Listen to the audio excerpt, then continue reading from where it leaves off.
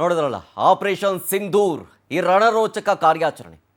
ಈ ರಣರೋಚಕ ಕಾರ್ಯಾಚರಣೆ ಇದೆಯಲ್ಲ, ಇದು ಎಲ್ಲೆಲ್ಲಿ ಹೇಗೆ ದಾಳಿ ಮಾಡಿದ್ರು, ಹೇಗೆ ದಾಳಿ ಆಯಿತು, ಈ ಕುರಿತಾದಂಥ ಎಕ್ಸ್ಕ್ಲೂಸಿವ್ ದೃಶ್ಯ ನಿಮ್ಮ ಮುಂದೆ ಇಡ್ತೀನಿ. ಆ 25 ನಿಮಿಷ, 1 ಗಂಟೆ 5 ನಿಮಿಷದಿಂದ 1:30 ತನಕ ತಡರಾತ್ರಿ ಉಗ್ರರನ್ನ ಸಂಹರಿಸಿತ್ತು ನಮ್ಮ ಭಾರತೀಯ ಸೇನೆ.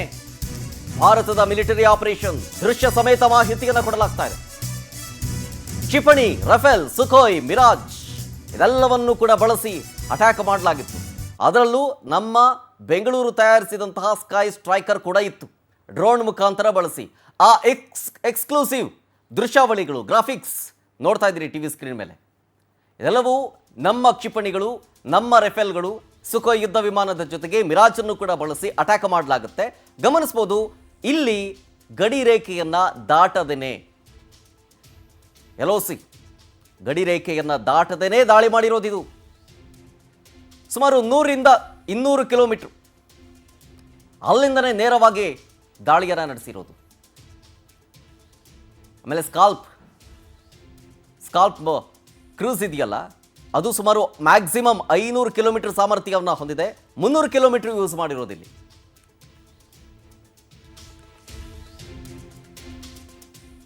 ಇದರ ಬಗ್ಗೆ ಎಕ್ಸ್ಪ್ಲೈನ್ ಮಾಡೋದಕ್ಕೆ ನನ್ನ ಸಹೋದ್ಯೋಗಿ ಪ್ರಣೋತ್ ಆರ್ ಗಾಣಿಗ ಡೆಸ್ಕಿಂದ ನೇರ ಸಂಪರ್ಕದಲ್ಲಿ ಜಾಯ್ನ್ ಆಗಿದ್ದಾರೆ.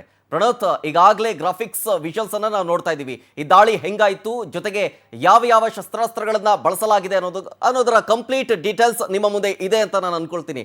ಎಕ್ಸ್ಪ್ಲೈನ್ ಮಾಡ್ತಾ ಹೋಗಿ, ಗೋ ಹೆಡ್. ಶರತ್, ನೀವು ಹೇಳಿದಾಗೆ ನಾವು ಅಂತಾರಾಷ್ಟ್ರೀಯ ಗಡಿರೇಖೆ IB ಅಂತ ನಾವು ಅದನ್ನು ಗುರುತಿಸ್ತೀವಿ. IBಯನ್ನು ಕ್ರಾಸ್ ಮಾಡದೇನೆ ಅಟ್ಯಾಕ್ ಮಾಡಿದ್ದು. ನಿನ್ನೆವರೆಗೂ ಕೂಡ ನಮಗೊಂದಿಷ್ಟು ಕನ್ಫ್ಯೂಷನ್ ಇತ್ತು. ಪಾಕಿಸ್ತಾನದ ಒಳಗೆ ನುಗ್ಗಿ ನಾವೇನಾದರೂ ಹೊಡೆದ್ವಾ ಅಥವಾ ಮಿಸೈಲ್ ದಾಳಿ ಆಯಿತಾ? ಎಲ್ಲ ಪ್ರಶ್ನೆಗಳಿಗೆ ಈಗ 1 by 1 ಉತ್ತರಗಳು ನಿಧಾನಕ್ಕೆ ಸಿಗ್ತಾ ಇದೆ. ಸಾಮಾನ್ಯವಾಗಿ ಒಂದು IB ಅಥವಾ ಇಂಟರ್ನ್ಯಾಷನಲ್ ಬಾರ್ಡರ್ಸ್ ಏನಿದೆ ಅದನ್ನು ದಾಟೋದು ಒಂದು ಉಲ್ಲಂಘನೆ ಆಗುತ್ತೆ. ಆ ಉಲ್ಲಂಘನೆಯನ್ನು ಮಾಡದೇನೆ ಒಂದು ಸ್ಟ್ರೈಕ್ ಮಾಡಬೇಕಿತ್ತು. ಯಾಕಂದರೆ ಇದು ವಾರ್ ಅಲ್ಲ ಅಥವಾ ಇದು ಯುದ್ಧ ಅಲ್ಲ. ಹಾಗಾಗಿ ಇಲ್ಲಿ ಒಂದು ಏರ್ ಸ್ಟ್ರೈಕ್ ಆಗಿರೋದ್ರಿಂದ ಆದಷ್ಟು ನಮ್ಮ ಏನು ನಿಯಮಗಳಿದೆ ಅದರ ಒಳಗಡೆನೆ ನಿಂತು ನಮ್ಮಲ್ಲಿರುವಂಥ ಆಧುನಿಕ ತಂತ್ರಜ್ಞಾನಗಳನ್ನು ಬಳಕೆ ಮಾಡಿಕೊಂಡು ಈ ದಾಳಿ ಮಾಡಬೇಕಾದ ಅನಿವಾರ್ಯತೆ ಮತ್ತು ಅಗತ್ಯತೆ ನಮಗಿತ್ತು. ಹಾಗಾಗಿಯೇ ನೀವು ಅಂಬಾಲಾ ಏರ್ಬೇಸ್ ಅಂತ ಕೇಳಿರ್ಬೋದು. ಹರಿಯಾಣದ ಅಂಬಾಲಾ ಏರ್ಬೇಸ್ನಿಂದ ಹೊರಟಂತಹ 4 ಭಾರತೀಯ ಫೈಟರ್ ಜೆಟ್ಗಳು, ಸುಖೋಯ್ 30, ರಫೇಲ್ ಮತ್ತು ಮಿಗ್ 2 ಮಿಗ್ಗಳು, ಒಟ್ಟು ಈ 4 ಬ್ರಹ್ಮೋಸನ್ನು ಕ್ಯಾರಿ ಮಾಡಿತ್ತು, ಸ್ಕಾಲ್ಪನ್ನು ಕ್ಯಾರಿ ಮಾಡಿತ್ತು. ಅದಲ್ಲದೆ ದೇಶೀಯ ಬಾಂಬ್ಗಳನ್ನು ಕ್ಯಾರಿ ಮಾಡಲಾಗಿತ್ತು.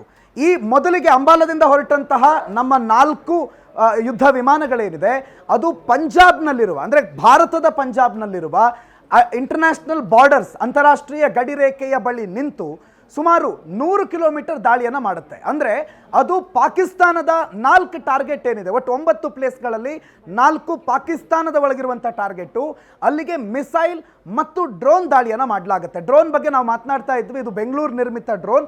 ಒಂದ್ಸಲ ಅದಕ್ಕೊಂದು ಎಲಿವೇಶನ್ ಕೊಟ್ಟು ಅದನ್ನು ಲ್ಯಾಂಡ್ ಮಾಡಿ ಅದಕ್ಕೊಂದು GPS ಟ್ರ್ಯಾಕಿಂಗ್ ಲೊಕೇಶನ್ ಅಥವಾ ನಾವೇನು ಕೋಆರ್ಡಿನೇಟ್ಸ್ ಅಂತ ಹೇಳ್ತೀವಿ ಅದನ್ನು ಕೊಟ್ಟರೆ ಅದು ನೇರವಾಗಿ ನಾವು ಕೊಡುವಂಥ ಟಾರ್ಗೆಟ್ ಅಥವಾ ಕೋಆರ್ಡಿನೇಟ್ಸ್ಗೆ ಹೋಗಿ ಆ ನಮ್ಮ ಮಿಸೈಲ್ಗಳನ್ನು ಡ್ರಾಪ್ ಮಾಡುತ್ತೆ. ಸೊ ಆ ಮುಖಾಂತರ ಪಾಕಿಸ್ತಾನದ ಒಳಗಿರುವಂತಹ ಟಾರ್ಗೆಟ್ಗಳನ್ನು, ಅಂದರೆ 4 ಜಾಗಗಳನ್ನು ನಾವು ಮೊದಲಿಗೆ ಆ ಜಾಗಗಳನ್ನು ಉಡಿಸ್ ಮಾಡ್ತೀವಿ. ಆ ಉಡಿಸ್ ಆದ ನಂತರ ನಮ್ಮ ಯುದ್ಧ ವಿಮಾನಗಳು ಭಾರತದ ಆಡಳಿತದಲ್ಲಿರುವ ಜಮ್ಮು ಕಾಶ್ಮೀರಕ್ಕೆ ಹೋಗುತ್ತೆ. ಜಮ್ಮು ಕಾಶ್ಮೀರದಲ್ಲಿ 2 ಇದೆ. LOC ಅಂತ ನಾವೇನು ಮಾತಾಡ್ತೀವಲ್ಲ, ಅದರಲ್ಲಿ ಒಂದು ಪಾಕಿಸ್ತಾನಿ ಆಡಳಿತವನ್ನು ಹೊಂದಿರುವಂಥ ಕಾಶ್ಮೀರ ಅಥವಾ ಪಾಕಿಸ್ತಾನಿ ಕಾಶ್ಮೀರ ಅಂತ ಅದನ್ನು ಕರೀತಾರೆ, ಅಥವಾ ಆಜಾದಿ ಕಾಶ್ಮೀರ ಅಂತ ಕರೀತಾರೆ. ಇನ್ನೊಂದು ನಾರ್ಮಲ್ ಜಮ್ಮು ಆ್ಯಂಡ್ ಕಾಶ್ಮೀರ್ ನಮ್ಮ ಆಡಳಿತದಲ್ಲಿರೋದು. ಈ ಒಮರ್ ಅಬ್ದುಲ್ಲಾ ಅವರು ಮುಖ್ಯಮಂತ್ರಿ ಆಗಿರೋದು. ಈ ನಮ್ಮ ಆಡಳಿತದಲ್ಲಿರುವ ಕಾಶ್ಮೀರ ಮಾತ್ರ ಅಲ್ಲ, LOCಯನ್ನು ದಾಟೋದಕ್ಕೆ ನಮ್ಗೆ ಅವಕಾಶ ಇದೆ. ಯಾಕಂದರೆ ಇಂಟರ್ನ್ಯಾಷನಲ್ ಬಾರ್ಡರ್ಸನ್ನು ದಾಟೋ ಹಾಗಿಲ್ಲ. LOC ಇರೋದು ಕೇವಲ ನಮಗೂ ಮತ್ತು ಪಾಕಿಸ್ತಾನಕ್ಕೆ ಇರುವಂಥ ಒಪ್ಪಂದ. ಇಂಥ ಸಂದರ್ಭದಲ್ಲಿ ಪಾಕಿಸ್ತಾನದ ಜೊತೆ ಇರುವಂಥ ಒಪ್ಪಂದ ಹಿಡ್ಕೊಂಡು ಏನು ಉಪ್ಪಿನಕಾಯಿ ಹಾಕೋದಾ? ಹಾಗಾಗಿ ಆ ಒಪ್ಪಂದವನ್ನು ನಾವು ಪಾಲಿಸಲೇಬೇಕಾದಂಥ ಅನಿವಾರ್ಯತೆ ಇರಲಿಲ್ಲ. ಹಾಗಾಗಿ ಭಾರತದ ಈ 4 ಯುದ್ಧ ವಿಮಾನಗಳೇನಿವೆ, ಮೊದಲು ಪಾಕಿಸ್ತಾನದ 4 ಟಾರ್ಗೆಟ್ಗಳನ್ನು ಉಡಿಸ್ ಮಾಡಿ, ಆಮೇಲೆ ಪಾಕಿಸ್ತಾನಿ ಆಡಳಿತ ಇರುವ ಕಾಶ್ಮೀರದಲ್ಲಿರುವ 5 ಟಾರ್ಗೆಟ್ಗಳ ಮೇಲೆ ಡೈರೆಕ್ಟ್ ಅದರ ಮೇಲೇ ಹೋಗುತ್ತೆ. ಮೇಲಿಂದ ವರ್ಟಿಕಲ್ ಆಗಿ ಬಾಂಬನ್ನು ಡ್ರಾಪ್ ಮಾಡಲಾಗುತ್ತೆ.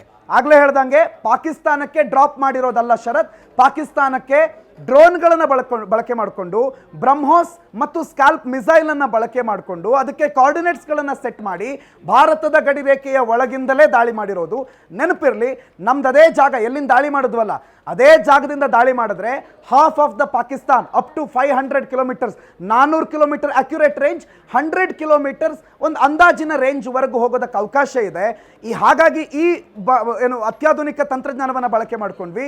ವೆರಸ್ ಜಮ್ಮು ಮತ್ತು ಕಾಶ್ಮೀರ, ಪಾಕ್ ಆಕ್ರಮಿತ ಜಮ್ಮು ಮತ್ತು ಕಾಶ್ಮೀರದ ಭಾಗಗಳಿಗೆ ನೇರ ನಮ್ಮ ರಫೇಲ್ ಯುದ್ಧ ವಿಮಾನಗಳೇ ಹೋದವು, ನಮ್ಮ MiG-30 ಹೋದವು, ನಮ್ಮ ಸುಖೋಯೇ ಹೋದವು, ಅಲ್ಲಿ ಬಾಂಬ್ಗಳನ್ನು ಡ್ರಾಪ್ ಮಾಡಿದ್ವು. ಸೊ ಈ ಮುಖಾಂತರ ಆ 9 ಜಾಗದಲ್ಲಿರುವ 21 ಸೇನಾ ನೆಲೆಯನ್ನ ಭಾರತೀಯ ಸೇನೆ ಧ್ವಂಸಗೊಳಿಸಿದೆ.